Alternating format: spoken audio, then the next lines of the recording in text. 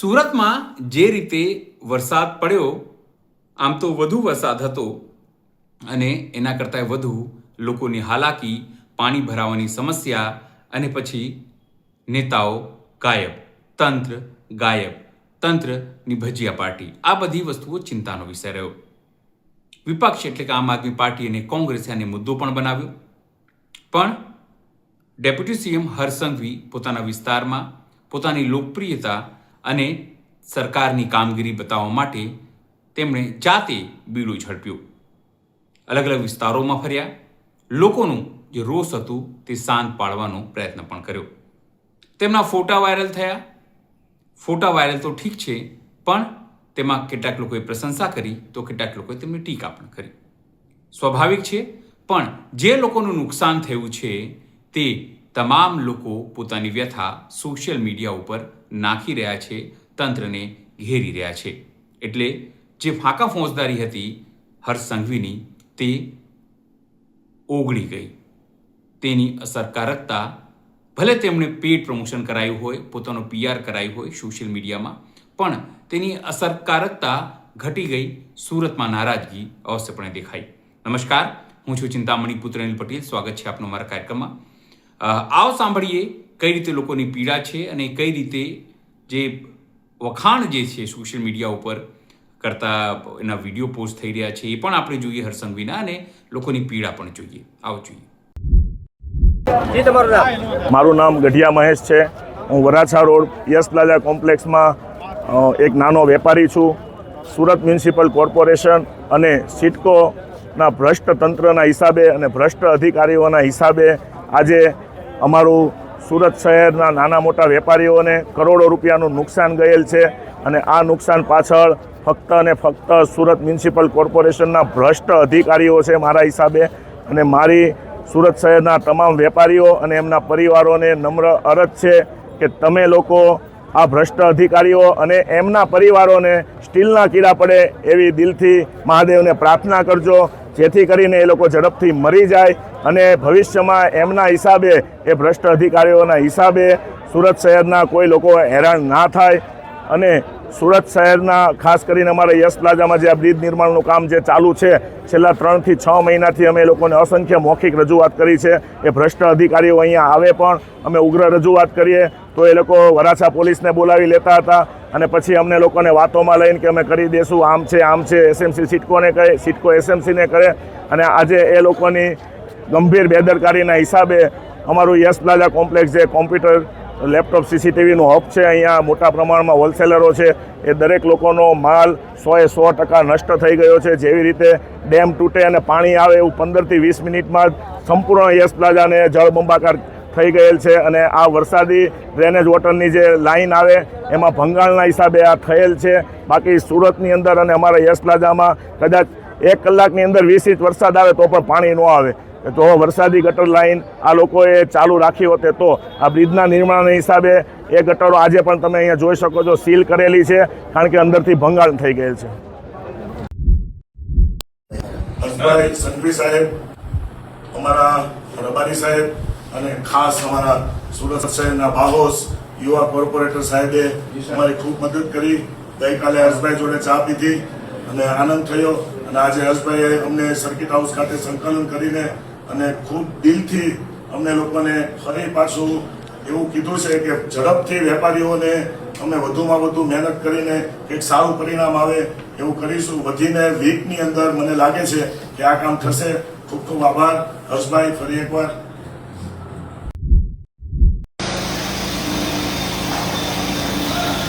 તમે મિત્રો જોઈ રહ્યા છો વિકસિત ભારત દેશના એક યુવા વેપારીને,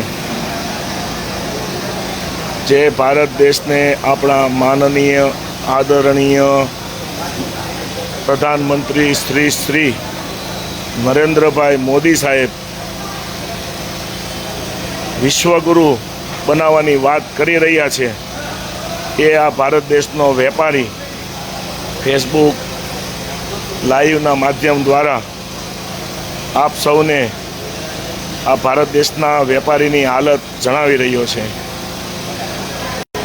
આ દેશનો વેપારી, આ તમે જો અમારા પગની પાસે આ દેશનો વેપારી અને આ દેશના વેપારીની હાલત, આ દેશના ભ્રષ્ટ તંત્ર અને ભ્રષ્ટ અધિકારીઓના હિસાબે ખૂબ જ દયનીય હાલત છે. તમે જુઓ, આ બધા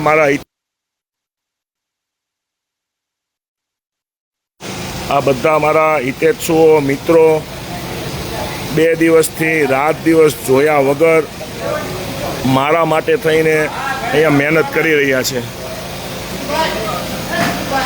અને મને બધા મિત્રો કહે છે કે તું આરામથી ખુરશીમાં બેસ. અને તમે આ જો અમારા કોમ્પ્લેક્સની સ્થિતિ જુઓ તમે.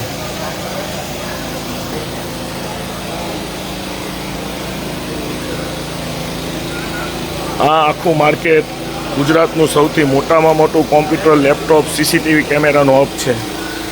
અને સુરત મ્યુનિસિપલ કોર્પોરેશનના ભ્રષ્ટ તંત્રના હિસાબે આજે અહીંયા ઓછામાં ઓછું આ બિલ્ડિંગની અંદર આંકડો બોલીશ તો કદાચ માન્યમાં નહીં આવે, કરોડોમાં આંકડો છે. આ નુકસાન છે. આ તમે જુઓ તમે ઓફિસની હાલત. આ બધા અમારા સગા સંબંધીઓ, મિત્રો બધા 2 દિવસથી અહીંયા ખડે પગે ઊભા છીએ. સંપૂર્ણ ઓફિસ અને ગોડાઉન પાણીમાં નષ્ટ પામેલું છે. આ જો ઓફિસની અંદર આ બધા બોક્સનો કચરાનો ઢગલો થઈ ગયો હતો. આ ગોડાઉનની હાલત છે. આ કચરાના ઢગલા થયા છે. બોક્સ બધા નીકળી. આ મટીરિયલ ભંગાર સિવાય કશે કામમાં ના આવે. કરોડો રૂપિયાના કોમ્પ્યુટર, લેપટોપ, સીસીટીવી ડિવાઇસ આજે વિશ્વગુરુ જે ભારત દેશ બનવા જઈ રહ્યો છે એમની આ હાલત છે. એમના વેપારીઓની અને સત્તામાં બેઠેલા નેતાઓના પેટનું પાણી નથી હલી રહ્યું. અત્યારે અમારે સુરત શહેરમાં એક નેતા એવો ભડનો દીકરો નથી કે જે આ વેપારીઓની મુલાકાતે આવ્યો હોય અથવા આવી શકે. કે આ ભ્રષ્ટ તંત્રનો એક અધિકારી પણ એવો નથી કે જે અહીંયા આવેલો હોય. આ જે માલ તમને દેખાય છે આ 20% જ મટીરિયલ છે. હજી 80% માલ અમારે નીકળ્યો નથી. ઘણા લોકોને એવું થતું હશે કે વરસાદી આફતના હિસાબે આ વસ્તુ બનેલી છે, પરંતુ વરસાદી આફતના હિસાબે આ પ્રશ્ન નથી આવેલો. ચોમાસું છે, વરસાદ આવે અને આવે જ. મારો જન્મ સુરતમાં છે. વર્ષોથી આદિકાળથી સુરતમાં વરસાદ આવે જ છે.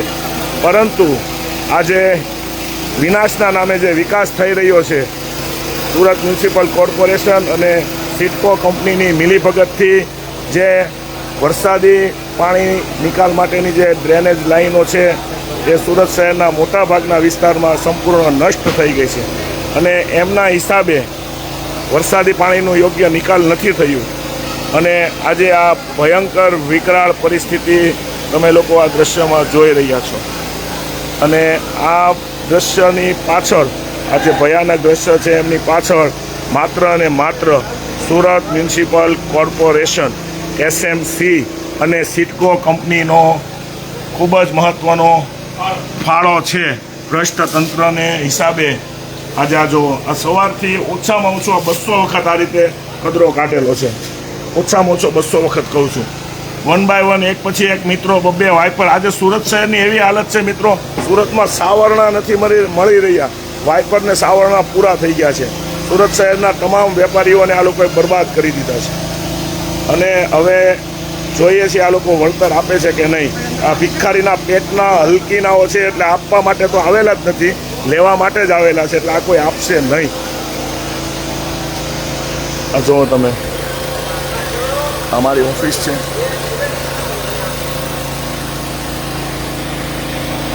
કેટલા મિત્રો સવારથી લાગેલા છે. 2 મિત્રો અહીંયા છે.